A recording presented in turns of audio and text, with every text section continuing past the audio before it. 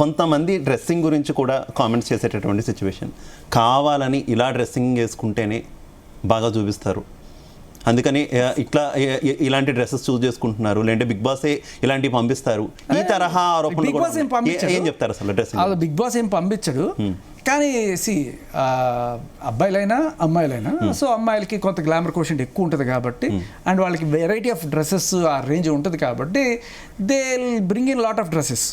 So వాళ్ళు దేంట్లో అయితే గ్లామరస్గా ఉంటారు, దేంట్లో అయితే అప్పీలింగ్గా ఉంటారు, ఏదైతే జనాలు చూడాలనుకుంటారో బిగ్ బాస్ చూపించాలనుకుంటాడు అనే కోణంలో వాళ్ళు డ్రెస్ అవ్వడం, ఆ స్పృహ వాళ్ళకి ఉంటుంది, నో డౌట్. బట్ అలాగే అబ్బాయిలు కూడా అంతా కాకపోయినా కొంతమందికి ఆ స్పృహ ఉంటుంది, like they are well groomed and you know. మా పృథ్వీ ఉండేవాడు, అతను అదేదో 5 స్టార్ హోటల్స్లో బాత్రూమ్కి వెళ్ళేటప్పుడు ఆ కోటీశ్వర్లు ఇట్లా కట్టుకొని ఒక బాత్రూమ్ కట్టుకెళ్తారు చూడండి, అలా కట్టుకొని వెళ్ళేవాడు. ఒరే ఇంత అవసరమరా అని అనుకునేవాళ్ళం మేము. బట్ అది అవసరం దేనికి? నాకు నీకు కాదు, అది ఆయన నిజం ప్రాక్టీస్ కాకపోయినా కూడా చెలేగా పబ్లిక్ మే ఏదో ఒక రకంగా ఒక అప్పీలింగ్ ఫ్యాక్టర్ ఉండాలి. ఊరికే షర్ట్ వేసుకొని వచ్చేసాను నేను అన్నట్టు. సో కామెడీ చేసే వాళ్ళు ఒకరిని సెలెక్ట్ చేయడం, కొంత 6 ప్యాక్ బాడీ మంచి మస్కులర్గా ఉన్న వాళ్ళని, కొంచెం షర్ట్ ఇప్పుకు తిరిగే వాళ్ళని ఒకరిని తీసుకురావడం, లేదంటే బాగా రొమాన్స్ చేసేటటువంటి ఉండేవాళ్ళు, లేదంటే వైఫ్ అండ్ హస్బెండ్ కపుల్స్ని తీసుకొచ్చి పెట్టడం. ఏంటి ఇదంతా ఒక స్క్రిప్ట్లో భాగం అనుకోవాలా? ప్రతి ఎపిసోడ్లో ఈ తరహాలు ఎవరో ఒకరు ఉంటూనే ఉంటారుగా. వీటన్నిటికన్నా మించి ఒకటి ఉంటుంది, నోరు వేసుకొని పడిపోయే అది ఉందా లేదా వీళ్ళకి? ఎస్, నోరు వేసుకొని పడిపోయేది ఉందా? తర్వాత ఇవన్నీ అంటే దానికి తోడు కొంత గ్లామర్ అయితే ఖచ్చితంగా కొంత గొప్ప ఉండాలి. సో అవి చూసి గ్యారంటీగా దీనికి తోడు ఈ ఇయర్లో రీసెంట్ కాంటెంపరీ టైంలో వీళ్ళు ఏమన్నా కాంట్రవర్సీ అయ్యారా? సో మీరు అన్నారు ఇందాక ఆవిడ దివ్యల మాదిరి గారు ఏదో ఎంతో కొంత డబ్బులు ఇచ్చి వచ్చారన్న రూమర్ వస్తున్నారు.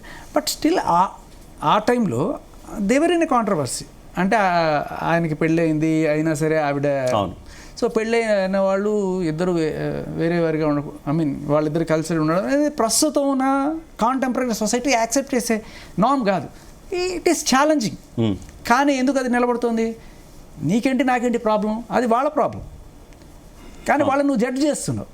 సో ఆ జడ్జ్ నువ్వు నేను కాదు, బిగ్ బాస్లో పెట్టి జడ్జ్ చేపిద్దాం.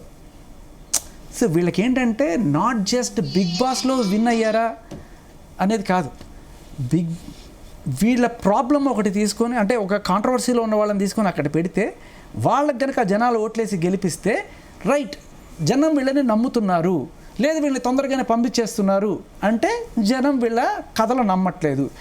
సపోజ్ మీరు తక్కువ మర్చిపోయారు సంజన గారు. సో సంజన గారిని తీసుకున్నారు ఎందుకు?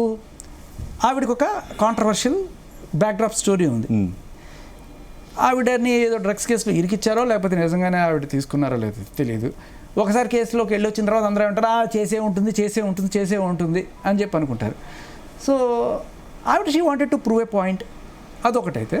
ఆవిడ కరెక్ట్గా బిడ్డ పుట్టి 5 నెలలు అయింది ఆ టైంలో. సో బిడ్డను వదిలేసి కూడా బిగ్ బాస్కి వచ్చిందంటే మా బిగ్ బాస్ షో ఎంత క్రేజ్ ఉంది చూడండి.